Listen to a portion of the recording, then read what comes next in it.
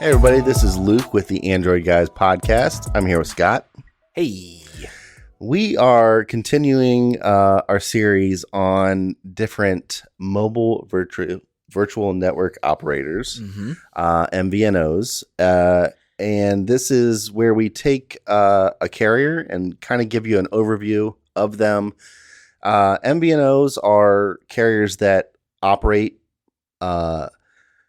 as a legitimate business on their own. The only difference is a cell phone provider that uses other carriers' towers. Yep. But in saving the cost of tower upkeep and all that kind of stuff, they're able to pass along those savings to the consumer and usually offer the same kind of service that you would get from the big three at a discount. Yeah. So a lot of the big carriers that everybody knows, they tend to pack in a whole bunch of things with their rate plans and extra subscriptions to streaming services. Yeah. And there is value to that. Sure. But then there are people who will look at these plans and say, can I take that off? Yeah. I don't want that. I don't need that.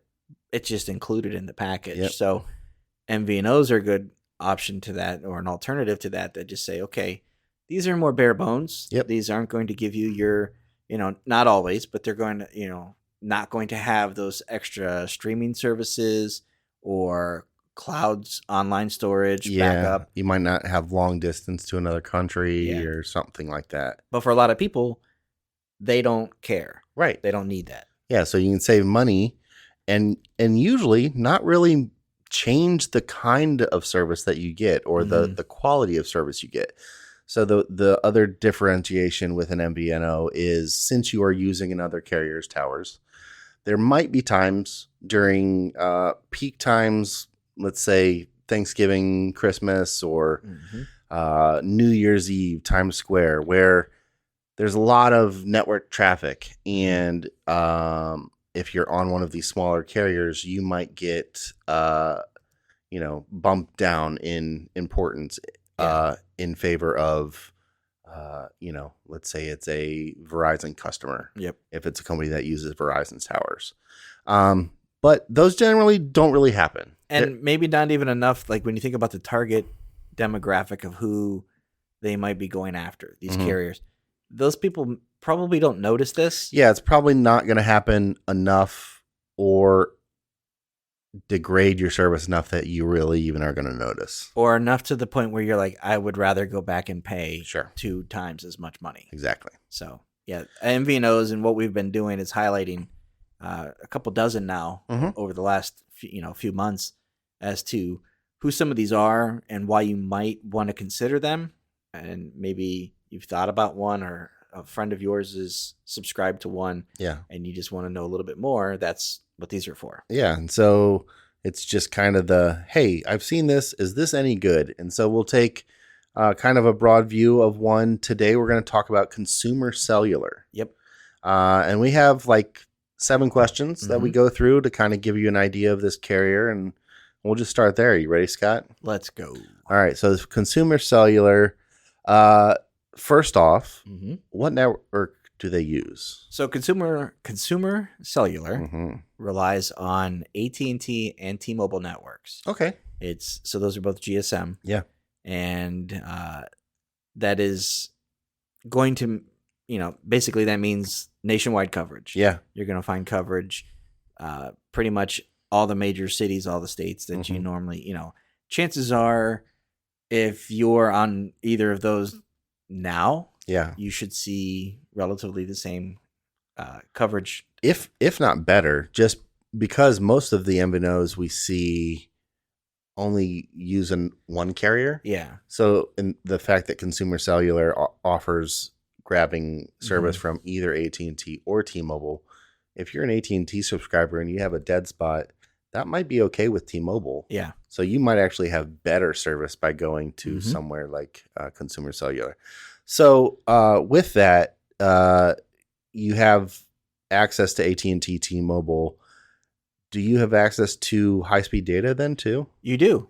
You get 4G and 5G. Okay. And, we're at a point now where carriers are still saying it, but it's included at no extra cost. Sure. There was a point when that used to be a thing. Yeah. But that's not the case here. You do get 5G on any of these rate plans. Now, again, that matters. That's going to be based on your phone. Sure. So if you're using an older phone that may only be a 4G phone, right, you're not going to get 5G service. Right. But that's not exclusive to any particular But carrier. that happens automatically. Right. So you're not going to have to toggle that on and off or anything like that. Right. So just segueing right into that, tell us a little bit about the rate plans that they offer. So they've got a handful of rate plans, and you can get them technically. There's a $15 rate plan that gives you unlimited talk. Then you move into plans that say I want data or texting capability too. Sure. You're looking at about $20 to $55 a month. Okay. Depending on how much data you're going to use. Gotcha. So all of those plans include unlimited talk and text, and they give you 5G at no extra cost. And that is also with a $5 monthly credit for auto pay. Okay. So if you don't go with that, these prices are going to be $5 more per month. Sure. And then according to, if you look at their website, you'll see they've won number of awards. So you're also getting, for that rate plan, you're getting award-winning service. Hey, there you go. So for $20, you're going to get a gigabyte of data. Okay. On the high end at 55, you're going to get unlimited. Okay. So that's pretty competitive with, for a single line plan. Sure. That's pretty competitive. And somewhere right in the middle for $35 a month, you're going to get unlimited talk, text, and 7 gigabytes of data. Yeah. Now 7 gigs, really, if you're paying attention to the phone you're using right now, and especially the target demographic of consumer cellular, you're not hitting anywhere near 7 gigs by using it.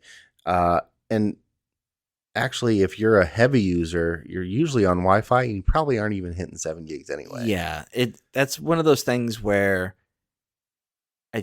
for a long time, people would complain about a number and saying, "Why not just give me unlimited? Why is it 2 gigabytes, 5 gigabytes?" Right. You probably weren't going to use it to begin with. Sure. And again, going back to who is the target audience here for consumer cellular, they tend to, and if you'll see some of the commercials that are on TV now, they tend to attract or target an older demographic, an older user. And so you think about your parents or your grandparents, and they're not the kind of person who's going to spend their day on YouTube. They're not going to be playing games online, streaming. High definition stuff. Right. So, and if they are, they're probably at home anyways. Right. So if they're out and about, they're not really doing a lot with their phones. Sure. That's kind of who consumer cellular is after. Okay. So, rate plans sound good. I'm thinking about getting it. Can I go into a store? You cannot. Okay. So it's an online only. And that's one of the things that keeps costs down here is you don't have the brick and mortar. You don't have the retail experience.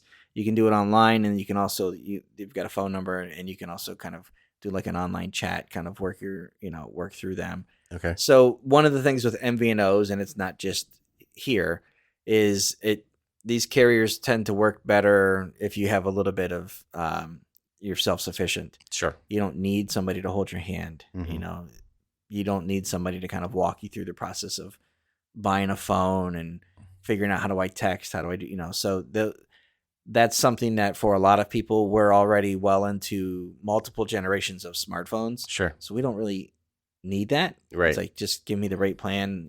I can't remember the last time I went into a store anyways. That's the kind of experience that you'll get. So to short and sweet, no, this is an online only kind of experience. Okay. Really, I guess there's only a couple other things to hit. If you're talking, I switch over. I want to switch to consumer cellular. Can I bring my phone with me if I have somebody else? So you can. They do have some. You can go online and you can type in your serial number from your phone and check to see whether or not it's compatible. Okay. Again, if you have an unlocked phone, an AT&T or T-Mobile, or you have a phone that you bought direct from the manufacturer, chances are it's going to work well, and you can find out right away. Cool. If for some reason my phone isn't compatible, or if I just want to maybe upgrade my device, do they offer phones that I can purchase? They do, and they have a pretty decent selection. Yeah. it's one of those things that surprised me Uh-huh. compared to other MVNOs. They have a pretty decent selection Nice. of both Android and iOS, Okay. and across a pretty wide range of price points too. Nice. And then I guess the last thing to wrap it up, any kind of deals? So they don't really have anything specifically for, sometimes you'll see like back to school sales Sure. or, Father's Day or Christmas, that type of thing. They don't really do that. They kind of stick to their price throughout the year. What they do offer, though, is a 5% discount if you have an AARP membership. Okay. So again, that goes back to that target demographic. Sure. Chances are they're probably a member of that. Right. And they're going to save 5% off of that rate plan. So a $5, $50 a month rate plan, you're going to save a couple bucks that way. Sure. And then you add in auto pay, you save another $5, Yeah. something like Yep. that.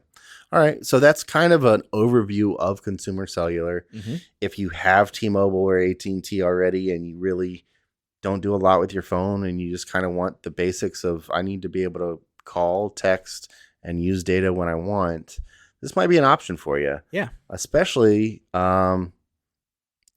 if you don't really care about any of that extra stuff. Yeah. If you just say, I just want my phone to work. Yeah. I don't care about texting, calling, doing anything specific to people in Canada or Mexico or traveling abroad. I just want my phone to kind of have data where I go and I can send and receive calls. Cool. Awesome. Well, thanks everybody. Thanks for listening. Thank you. All right, that's going to do it for this episode of the podcast. Thanks for listening. We appreciate it. If you guys have any questions, feedback, concerns, comments, anything, shoot us an email at podcast@AndroidGuys.com. We'd love to hear from you one way or the other. Luke, if someone wants to get a hold of you, how do they do that? I am on Instagram and Twitter at Luke Gaul, Gaul. And I'm on Instagram at Scott Webster and Twitter as SWebster77. Until next time, thanks for listening. See ya.